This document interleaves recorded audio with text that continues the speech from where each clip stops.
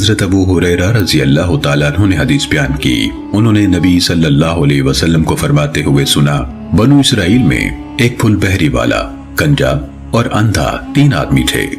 اللہ تعالیٰ نے ان کو آزمانا چاہا تو ان کی طرف ایک فرشتہ بھیجا۔ وہ پھل بہری والے کے پاس گیا اور اس سے کہا، تمہیں سب سے زیادہ کیا پسند ہے؟ اس نے کہا، خوبصورت رنگ اور خوبصورت جلد، اور جس کی وجہ سے لوگ مجھ سے گھن کرتے ہیں وہ مجھ سے دور ہو جائے۔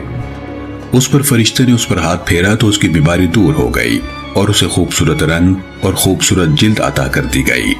فرشتے نے کہا، تمہیں مال کون سا زیادہ پسند ہے؟ اس نے کہا، اونٹ۔ فرمایا تو اسے 10 مہینے کی حاملہ اونٹنی دے دی گئی، اور فرشتے نے کہا، تمہیں اللہ اس میں برکت عطا کرے۔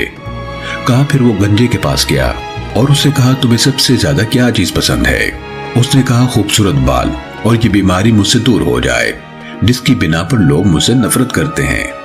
فرمایا تو فرشتے نے اس پر ہاتھ پھیرا تو اس کی بیماری دور ہو گئی اور اسے خوبصورت بال عطا کر دیے گئے۔ فرشتے نے کہا، تمہیں کون سا مال زیادہ پسند ہے؟ اس نے کہا، گائے۔ اسے ایک حاملہ گائے دے دی گئی۔ فرشتے نے کہا، اللہ تعالیٰ تجھے اس میں برکت عطا کرے۔ فرمایا پھر وہ اندھے کے پاس آیا اور اس سے پوچھا، تمہیں سب سے زیادہ کیا چیز پسند ہے؟ اس نے کہا، اللہ تعالیٰ میری بصارت لوٹا دے تاکہ اس کے ذریعے سے میں لوگوں کو دیکھ سکوں۔ کہا تو اس نے اسے ہاتھ پھیرا تو اللہ تعالیٰ نے اس کی بینائی اسے لوٹا دی۔ اس نے پوچھا، تمہیں کون سا مال سب سے زیادہ پسند ہے؟ اس نے کہا، بکریاں۔ تو اسے ایک گابھن بکری دے دی گئی۔ ان دونوں یعنی اونٹنی اور گائے کے بھی بچے ہوئے اور اس بکری کے بھی بچے ہوئے۔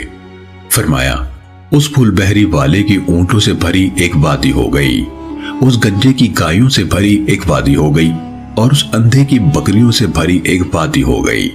آپ صلی اللہ علیہ وسلم نے فرمایا پھر وہ فرشتہ پھول بہری والے کے پاس اسی کی پہلی شکل اور حالت میں گیا، کہنے لگا، مسکین آدمی ہوں، سفر میں میرا تمام مال اسباب ختم ہو گیا ہے، آج اللہ اور اس کے بعد تمہارے سہارے کے بغیر منزل کو پہنچنا ممکن نہیں۔ میں تم سے اس ذات کے نام پر جس نے تمہیں خوبصورت رنگت، خوبصورت جلد اور مال عطا کیا، ایک اونٹ کا سوال کرتا ہوں جس پر سوار ہو کر میں اپنے سفر میں منزل کو پہنچ سکوں۔ اس نے جواب دیا، مجھ پر بہت سے لوگوں کے حقوق ہیں۔ اس فرشتے نے کہا، مجھے لگتا ہے کہ میں تمہیں جانتا ہوں، تو وہی پھول بہری والا نہیں کہ لوگ تجھ سے گھن کرتے تھے، اور وہی فقیر نہیں جسے اللہ نے بہت کچھ عطا کر دیا۔ اس نے جواب دیا، مجھے تو یہ مال اپنے بڑوں سے ورثے میں ملا ہے۔ اس فرشتے نے کہا، اگر تو جھوٹا ہے تو اللہ تمہیں اسی طرح کر دے جس طرح پہلے تھا۔ آپ صلی اللہ علیہ وسلم نے فرمایا، اور وہ گنجے کے پاس بھی اسی کی پہلی صورت میں آیا، اسے بھی اسی طرح کہا جو اس پھول بہری والے سے کہا تھا۔ اس نے بھی اس فرشتے کو وہی جواب دیا جو اس پھول بہری والے نے دیا تھا۔ اس نے کہا، تو اگر جھوٹا ہے تو اللہ تجھے پہلے جیسا کر دے۔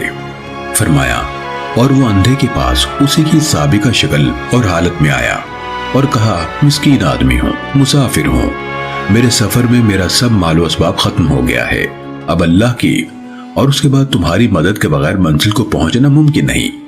میں اس ذات کے نام پر جس نے تمہاری بصارت تمہیں لوٹا دی، تم سے ایک بکری کا سوال کرتا ہوں جس کے ذریعے سے میں زیادہ راہ کا انتظام کر کے اپنے سفر میں منزل کو پہنچ جاؤں۔